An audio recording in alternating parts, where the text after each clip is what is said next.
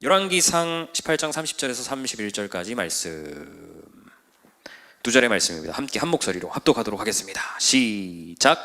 엘리야가 모든 백성을 향하여 이르되 내게로 가까이 오라. 백성이 다 그에게 가까이 가매 그가 무너진 여호와의 제단을 수축하되 야곱의 아들들의 지파의 수요를 따라 엘리야가 돌 12개를 취하니 이 야곱은 옛적에 여호와의 말씀이 임하여 이르시기를 내 이름을 이스라엘이라 하리라 하신 자더라. 아멘. 우리 앞뒤 좌우 옆 사람과 한번 인사하면 좋겠습니다. 잘 오셨습니다. 시작. 네, 명절 잘 보내셨습니까? 시작. 네, 잘 보낸 것 같아요. 다들 얼굴이 좋네요.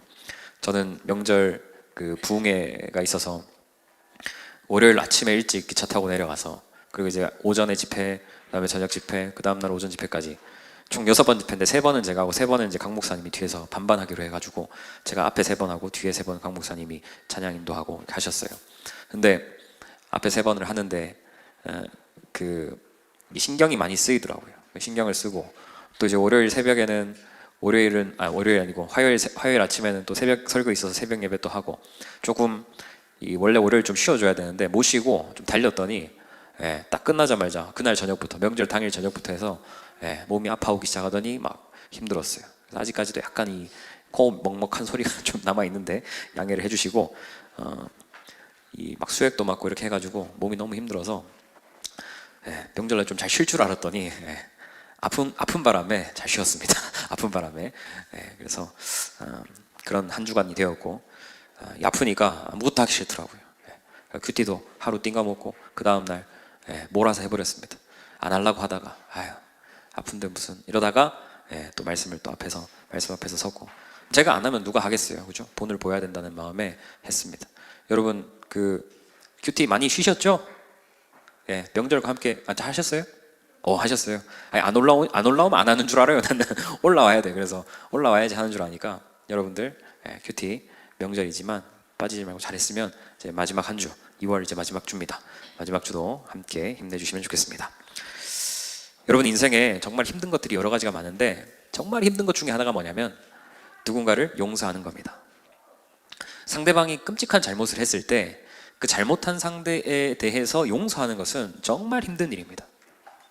칼로 찌르는 것보다 아프고요, 총을 맞는 것보다 고통스러운 것이 용서입니다. 용서할 수 없는 사람을 용서하는 것은 정말 잔인하고 힘들고 괴롭고 어렵습니다.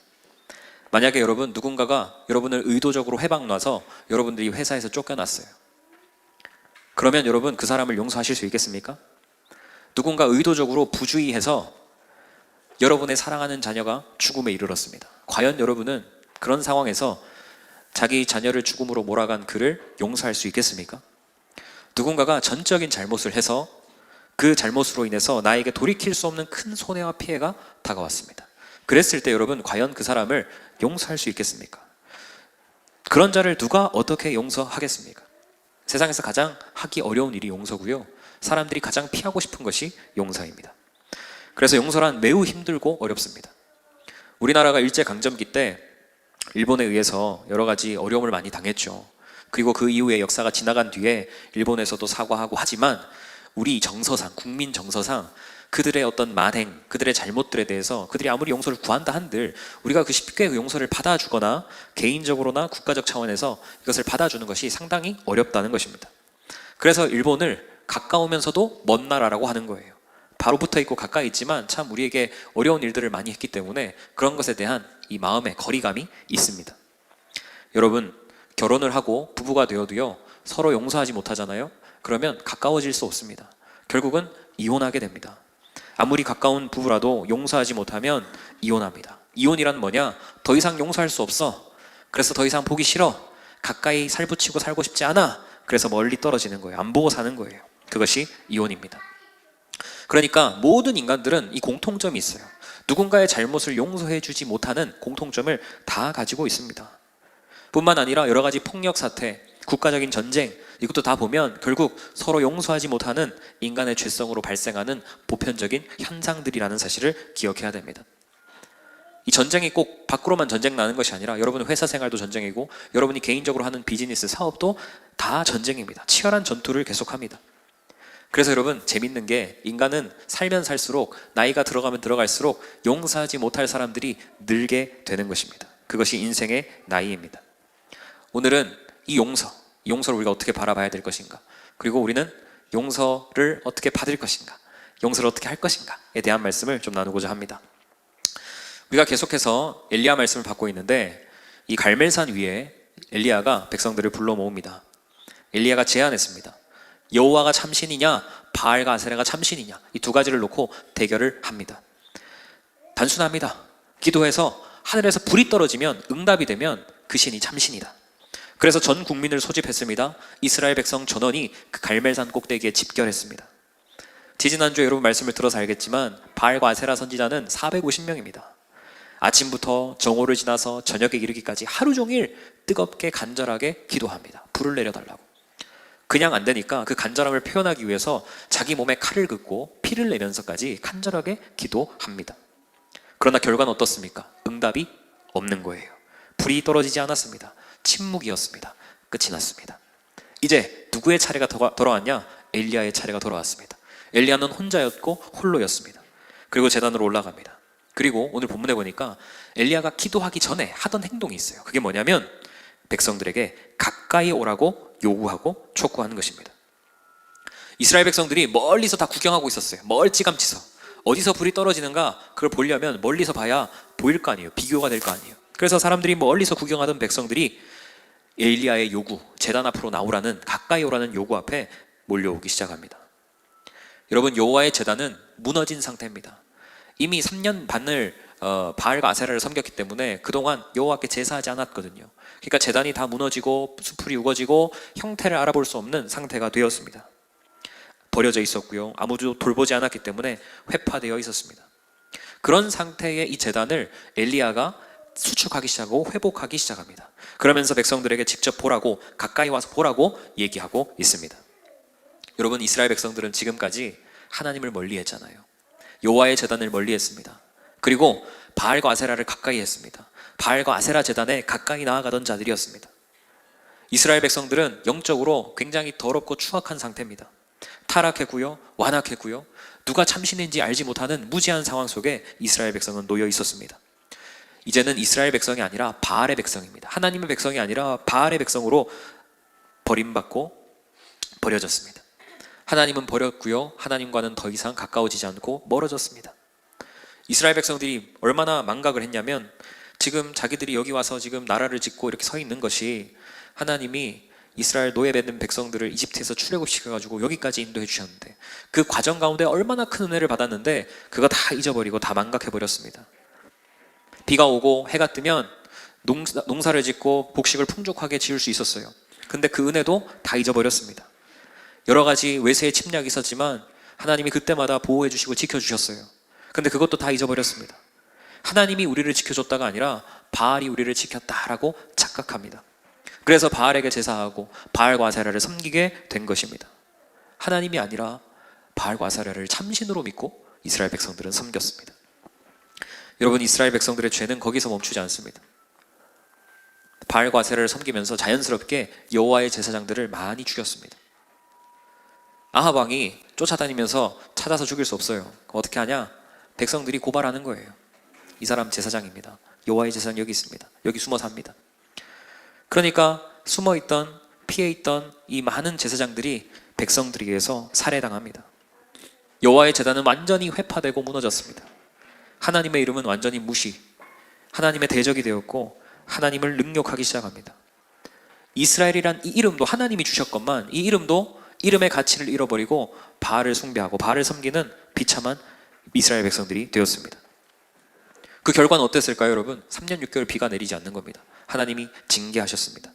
이슬 한 방울도 없습니다. 여러분, 가나안 땅은 굉장히 뜨거운 땅이에요. 굉장히 습해요. 그러니까 이 비가 오지 않으면 쩍쩍 갈라지는 거예요. 사막과 다름없습니다. 그래도 비가 한 번씩 와야 이 풀도 자라고 이렇게 하는데 너무너무 이 무덥지근하고 후덥지근하고 더운 곳입니다. 그렇게 가뭄에 더위에 시달리고 있는데도 불구하고 이스라엘 백성들이 결코 돌아오지 않습니다. 회개하고 돌이키지 않는 겁니다. 여러분, 이런 상황에서는 불이 내려야죠. 불이 내려서 이스라엘 백성들 머리 위로 떨어져서 싹 갖다 태워버리고 없애버려야 되지 않겠습니까? 하나님이라면, 살아있다면 이런 이스라엘 백성들 일벌백계 해야 되지 않습니까? 제대로 채찍을 쳐서 이스라엘 백성들이 정신이 확 돌아오도록 만들어야 되지 않겠습니까? 사회에서도 큰 죄를 지으면 감옥에 집어넣잖아요. 격리시키잖아요. 사회에서 격리시킵니다. 아예 같이 못 살게 만들어버립니다. 분리시켜버립니다. 왜? 죄 지은 자는 그렇게 위험한 것이고 더럽고 추악한 것이기 때문입니다. 그러므로 죄를 지으면 하나님과 가까이 하지 못하고, 죄를 지으면 하나님과 가까이 하고 있는 동안 화를 당합니다. 멀리 떨어져야 오히려 안전한 것이 죄 지은 자의 속성입니다. 여러분, 창조 때 인간의 모습을 기억해 보십시오. 하나님이 인간을 어떻게 만들었냐? 하나님의 형상대로 만들었기 때문에 가장 선하고 아름답고 멋지게 창조했습니다. 원래는 사람이 이렇게 상처 주는 존재가 아닙니다. 아픔을 주고 용서가 필요할 만큼 그런 악한 존재가 아니었습니다. 그런데 인간이 죄를 짓죠. 타락하죠. 인격적인 존재다 보니까 선을 택할 수도 있고 악을 택할 수도 있는데, 이 인간들이 악을 선택하기 시작하는 겁니다. 선한 길을 버려버렸습니다. 그러면서 하나님과의 관계가 점점 멀어지고 완전히 단절되고 끊어지게 되었습니다. 당연히 이제 하나님을 가까이 섬기는 것은 부담스럽고 힘든 일이라고 생각하고 하나님을 멀리하고 하나님을 떠나기로 결정한 것이 바로 인간입니다. 그 결과 완전히 멀어졌고요, 완전히 죄악 가운데 살게 됩니다. 타락 이후에는 이제 이 사람들이 어떻게 살아가냐면, 인간들이 남에게 상처를 주며 살아가는 거예요. 반드시 남에게 아픔을 주고 살아갑니다. 반드시 누군가에게 잘못을 하며 살아갑니다. 일방적으로 피해자만 되는 게 아니라 가해자도 되는 거예요. 타락하면서 우리는 여러 가지 상처와 아픔을 받는다, 나는 피해자다라고만 생각하는데 반대입니다. 가해도 하며 사는 거예요. 피해를 받기만 하는 것이 아니라 주기도 하는 인생이 됩니다. 그리고 심지어 피해를 주고 고통 주게 하는 것을 희열을 느끼고 기쁨을 느끼고 쾌락을 느끼는 사람들이 생겨나기 시작합니다. 타인의 아픔을 통해서 만족함을 느끼는 거예요. 여러분 주변에 그런 사람 있지 않습니까? 누가 힘들어하고 아파하면 같이 아파하고 힘들어하는 게 아니라 잘 됐다, 꽃이다, 아 기분이 좋다. 여러분, 우리가 사는 이 세상이 그런 세상이에요. 죄로 말미암아 타락해서 남의 고통을 즐기고 기뻐하고 희열을 느끼는 비참한 인생입니다. 그래서 여러분, 인간은 두 가지 문제에 노출됩니다. 큰 아픔을 주게 돼요. 큰 아픔을 줍니다. 그리고 용서 구하기를 주저합니다. 사과를 회피합니다. 사과하는 거 싫어. 용서를 구하는 거 싫어요. 그리고 또 한 가지는 반대로는 완전한 용서가 이제 불가능해졌어요. 타락한 본성 때문에 누군가의 용서를 받아줄 수 있는 선한 마음이 사라져 버렸어요. 아무리 용서를 구하고 미안하다고 해도 그 사람을 완전히 용서하기는 어려워진 상태가 되었습니다. 그러니까 결국은 우리가 살기 위해서는 거리두기 할 수밖에 없는 거예요. 적당한 관계를 유지하는 겁니다. 내가 용서 구하기도 싫고 용서를 해주기도 싫으니까 적당히 떨어져서 어느 정도 거리를 두고 그 정도로만 관계하며 사는 겁니다. 이게 버릇이 되었습니다. 그러다 보니 이제 생존 습관이 되었어요. 그렇게 안 하면 못 사는 거예요. 사회생활을 하면서 적당한 거리를 유지하지 않으면 힘든 거예요. 너무 가까워지면 서로 용서를 구해야 되고 용서를 받아줘야 되기 때문에 그게 싫어서 적당한 거리, 멀찌감치 거리를 두고 우리는 살게 됩니다. 참 아이러니하게도 사람은 가장 피하고 싶은 것이 나 말고 또 다른 사람이에요. 타락한 본성 때문에 용서해주지도 못하고 용서받지도 못하기 때문에 사람이 피하고 싶은 것은 또 다른 사람이라고요. 그래서 결국 누군가의 개입이 필요합니다. 절대자의 개입이 필요합니다. 사람과 사람과의 거리가 너무 멀어져 버렸습니다. 그 관계를 가까이 할 수 있는 누군가의 도움이 반드시 필요하다는 것입니다. 여러분, 오늘 본문에 보니까 엘리야가 불을 내리기 전에 가장 먼저 한 게 제단을 수축한 거였어요. 무너진 제단을 수축합니다. 회파되었고 파손되었고 돌보지 않아서 방치되어 있던 하나님의 제단을 다시 쌓고 회복하는 겁니다. 여러분, 불이 떨어지는 것은 하나님의 역사입니다. 불이 떨어지기 전에 먼저 제단이 세워져야 되는 것은 인간인 우리가 해야 될 준비입니다. 하나님의 역사를 위한 준비입니다. 그것이 제단의 회복입니다. 그리고 엘리야는 외쳤습니다. 백성들에게 가까이 와라, 가까이 와라. 바알을 섬기고 요아를 떠나서 하나님과 멀어진 이스라엘 백성들에게 엘리야는 오히려 가까이 오라고 하는 겁니다. 엘리야가 초대하는 겁니다. 친근하게, 따스하게 가까이서 보고 이 제단이 회복되고 수축되는 것을 함께 동참하라는 의미로 그렇게 외칩니다.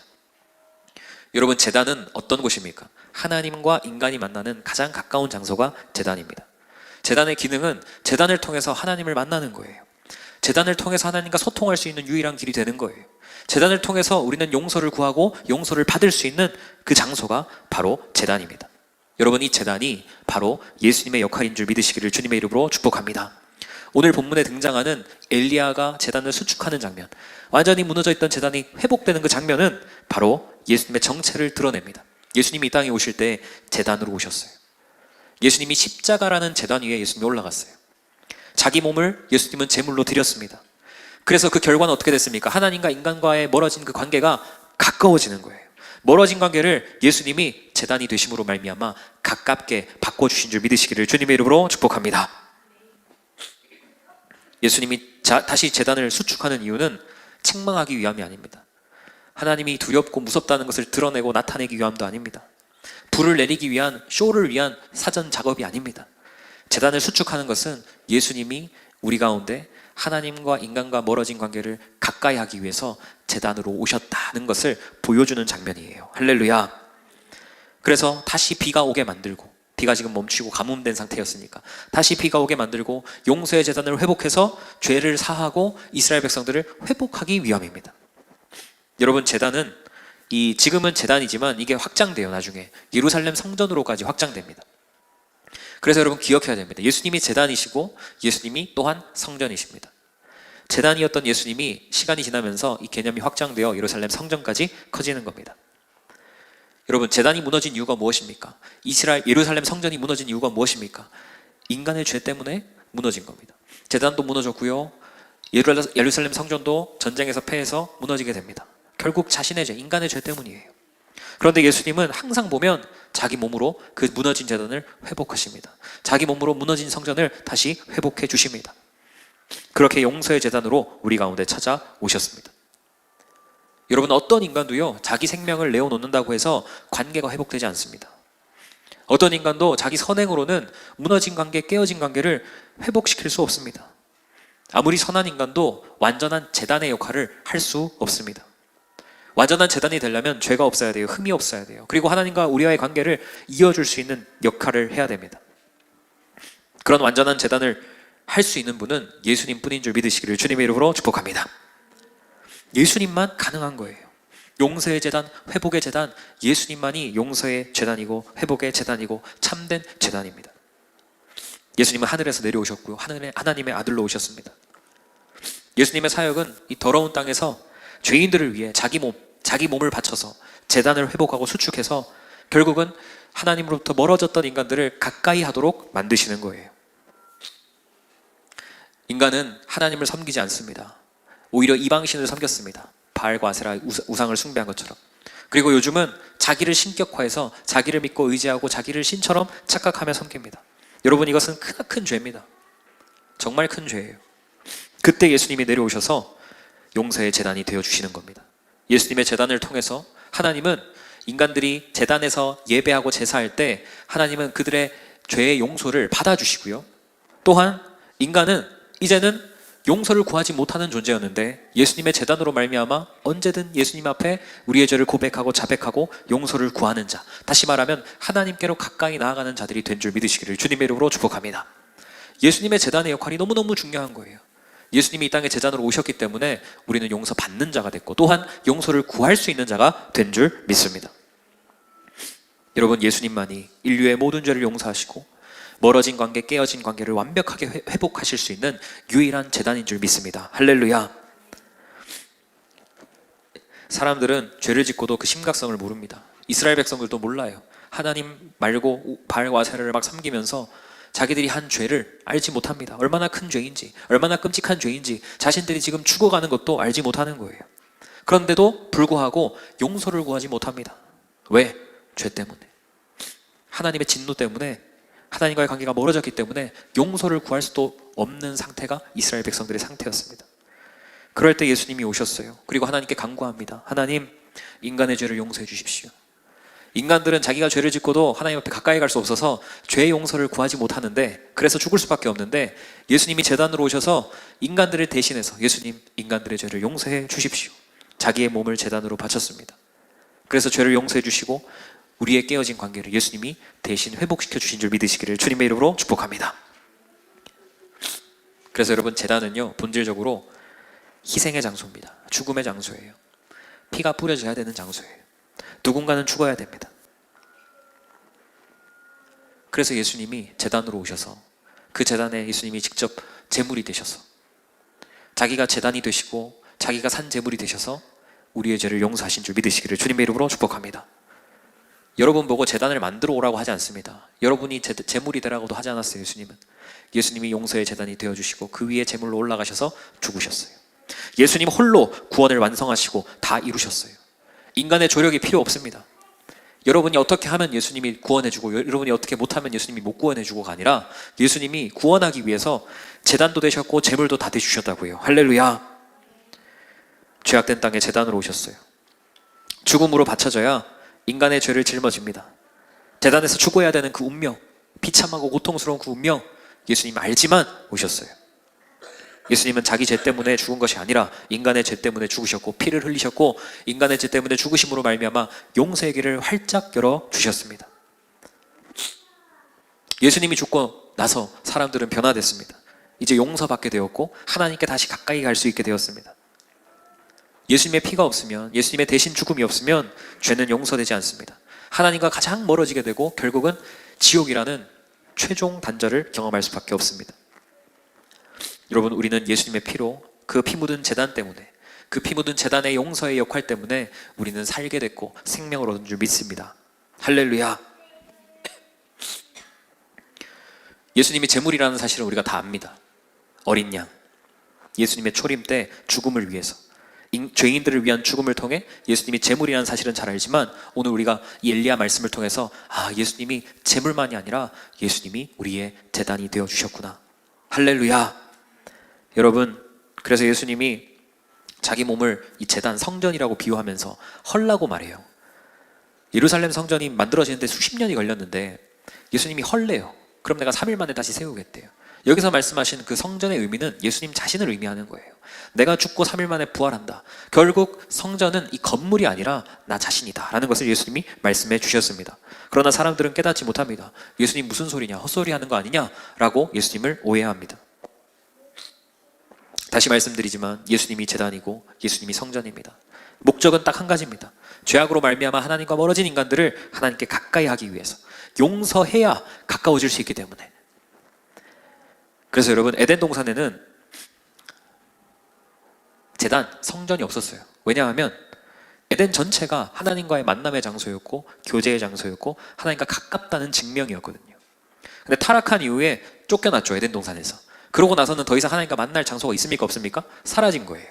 그러니까 뭐가 필요해요? 반드시 제단이 필요한 것이고 반드시 성전이 필요하게 된 것입니다. 왜? 거기 아니면 만날 수 없기 때문에, 하나님을 가까이 할 수 없기 때문에. 그렇기 때문에 여러분, 제단의 참 의미는 제단의 어떤 돌의 의미가 있는 것이 아니라, 제단의 위치가 중요한 것이 아니라, 이 제단 위에 올라간 제물이 특별해서가 아니라 이 제단이 바로 예수님의 역할이고, 제단에 올라가서 용서받는 것이 예수님의 이름으로 죄사함을 받는 것과 같다는 것임을 깨닫는 저와 여러분 될 수 있기를 주님의 이름으로 축복합니다. 그래서 진정한 용서는 무엇이냐? 자기 몸을 깨뜨리는 거예요. 희생하는 겁니다. 고통이 돈반되고요, 아픔이 수반됩니다. 마냥 편하거나 기쁘지 않습니다. 몸과 마음이 깨지는 것처럼 아픔이 있습니다. 그게 진짜 용서입니다. 용서는 희생 없이는 용서 불가합니다. 대가 없이는 용서가 이루어지지 않습니다. 그래서 예수님이 본으로 보여주신 거예요.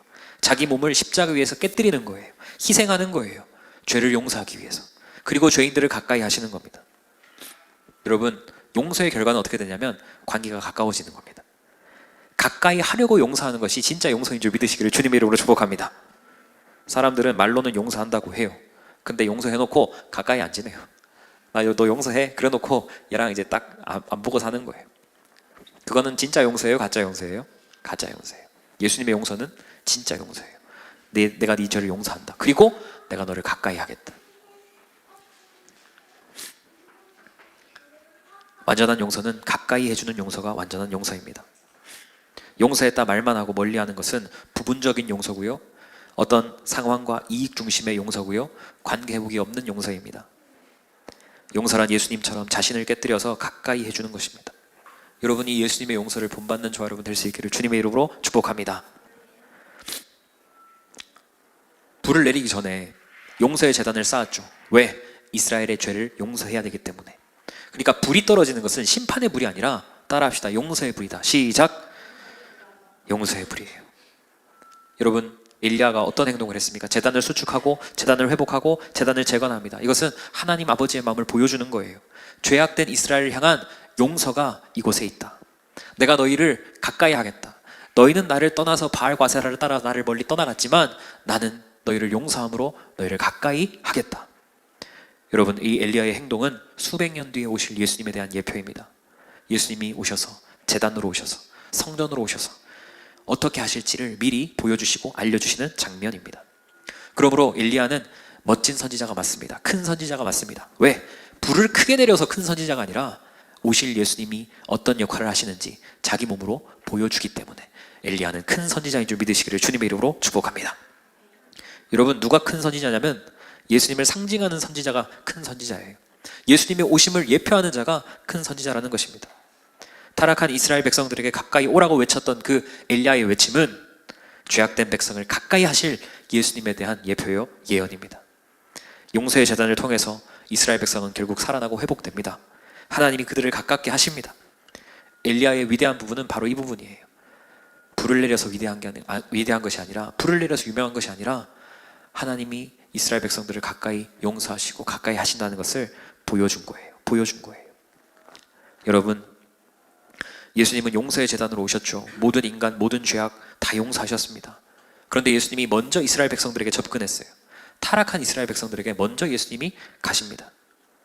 누구든지 그 예수님의 제단 앞에 나오면 어떤 죄도 용서받고 어떤 죄도 깨끗하게 사함을 받을 줄 믿으시기를 주님의 이름으로 축복합니다.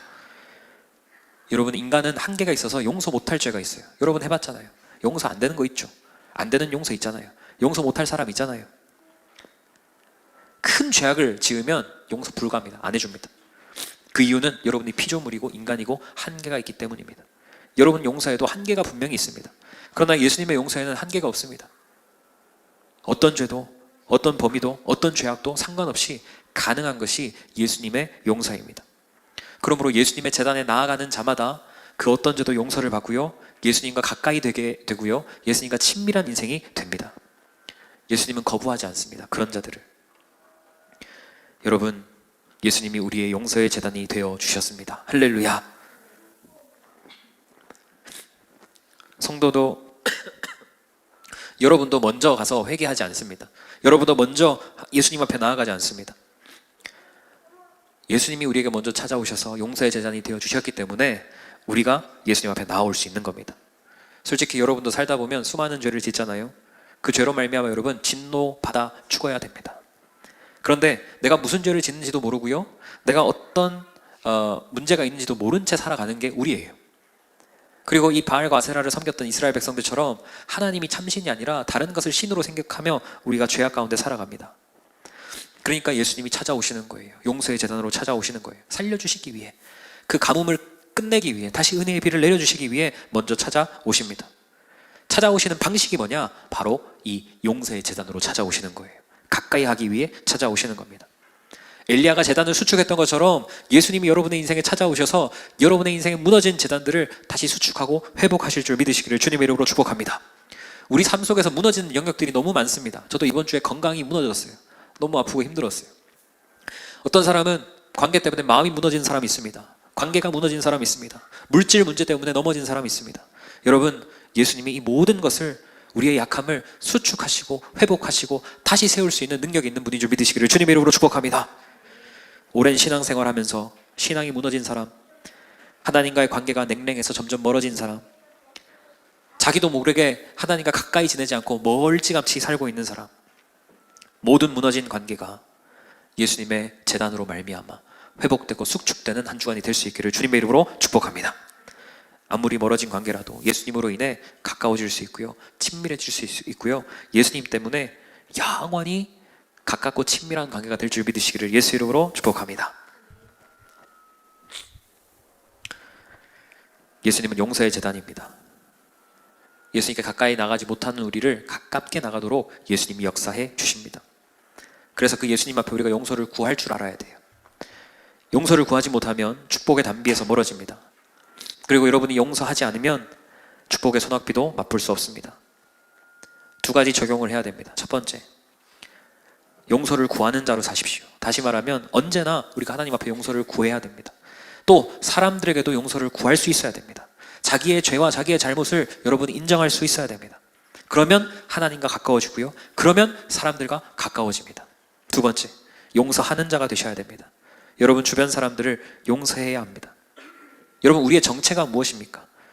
우리의 정체, 예수님이 용서의 제단으로 오셨고 우리는 그 예수님을 아는 자로 우리도 똑같이 용서의 제단의 역할을 감당해야 되는 거예요. 용서의 제단의 삶을 살아야 됩니다. 관계 회복하셔야 됩니다. 여러분 주변에 깨어진 관계 있죠? 그거 회복하셔야 됩니다. 용서를 구하고 용서를 받고 용서를 해야 됩니다.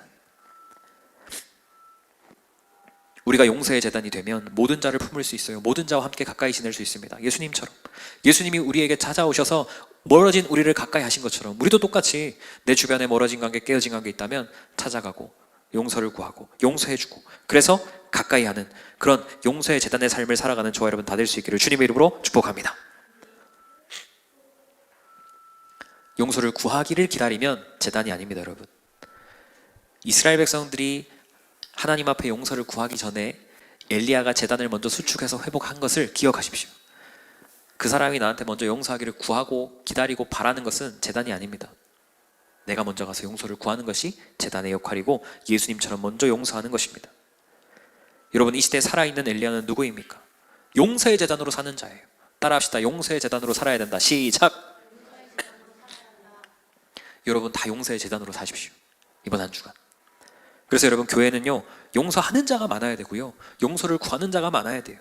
용서가 없으면 교회는 정죄와 비판밖에 없습니다. 여러분 사회로 나가보면 알겠지만 용서하지 않고 용서를 구하지 않은 그 사회의 모습을 보십시오. 전부 손가락 찌르고 비판이고 니 잘났다 못냈다, 네가 맞다 내가 맞다, 전부 그렇게 싸우는 것밖에 없지 않습니까? 교회는 달라야 돼요. 용서로 가득해야 돼요. 예수님처럼 먼저 용서의 제단이 될 때 하나님과 사람 사이가 다시 가까워지고 교회와 가정이 정죄가 아니라 용서로 채워질 때 아름다운 공동체가 될 줄 믿으시기를 주님의 이름으로 축복합니다. 그래서 오늘 예배 끝나고 나면 여러분 만나는 자마다 용서를 구하십시오. 잘못한 게 없어도 미안하다고, 잘못했다고, 내가 더 잘하겠다고. 그렇게 하면 누구든지 받아주시고 인정해주시고 나도 그렇게 하겠다고 그렇게 반응하는 저와 여러분 될 수 있기를 주님의 이름으로 축복합니다. 그게 우리가 가까워지는 방법이에요. 우리가 하나 될 수 있는 방법이에요. 서로 용서를 구하고 용서를 받아줄 때 가까워지는 거지, 용서를 구하지도 않고 용서를 받지도 않으면 적당한 거리에서 가까워지지 않으면 멀어질 수밖에 없다는 겁니다. 예수님의 명령에 순종하여 여러분 교회 안에서, 목장 안에서, 가정 안에서 서로 용서를 구하고 용서를 받아줄 때 화목하고 아름답고 행복한 가정, 목장, 교회 다 될 수 있기를 주님의 이름으로 축복합니다. 내 힘으로는 안 돼요. 여러분 하고 싶다고 해서 되는 게 아닙니다. 용서를 구하는 거 여러분 입에서 잘 안 떨어질 겁니다. 그러나 여러분 예수님의 모습을 기억하십시오. 용서의 제단으로 오신 주님을 기억하십시오.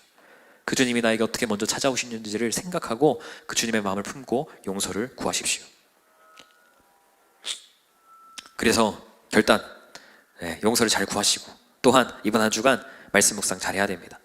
예수님 우리가 발견하는 만큼, 아는 만큼 우리도 용서할 수 있는 거예요. 내가 얼마나 큰 용서를 받았는지 모르는 사람들은 용서 못합니다. 그런데 내가 엄청나게 큰 용서를 받았다는 것을 아는 사람들은 그거 용서할 수 있다는 겁니다. 여러분 빈 마음속에 말씀 묵상 큐티를 통해서 예수님을 가득가득 채우시고 매일매일 반복하시고, 그래서 예수님을 발견하는 자는 이제는 애써서 용서하는 게 아니라 저절로 용서하는 자. 할렐루야. 용서하기 위해서 막 자기 자신과 막 싸우는 사람이 아니라, 막 마음이 괴로워지는 것이 아니라 그냥 예수님처럼, 예수님의 제자들처럼 용서의 제단으로서 용서하고 용서 구하고, 이것이 쉽고 가벼워지는 귀하고 복된 인생이 다 될 수 있기를 예수 이름으로 축복합니다. 이거 못해가지고, 용서 못해가지고 애쓰는 사람은요, 저처럼 머리 빠지게 생깁니다. 저처럼 머리 빠져요. 용서 못하면 잠 못 잡니다. 소화 불량이 옵니다. 비참한 인생이 되는 거예요. 여러분 예수님을 통해서 먼저 용서, 먼저 사과로 순종하시고, 이것은 내 힘으로 내 의지로 되는 것이 아니라 말씀 묵상을 통해서, 큐티를 통해서 주님을 우리가 깊이 알게 될 때 자연스럽게 저절로 되는 일인 것을 알고, 여러분 그렇게 용서를 구하며 용서하며 살아가는 귀하고 복된 인생이 다 될 수 있기를 주님의 이름으로 축복합니다. 할렐루야.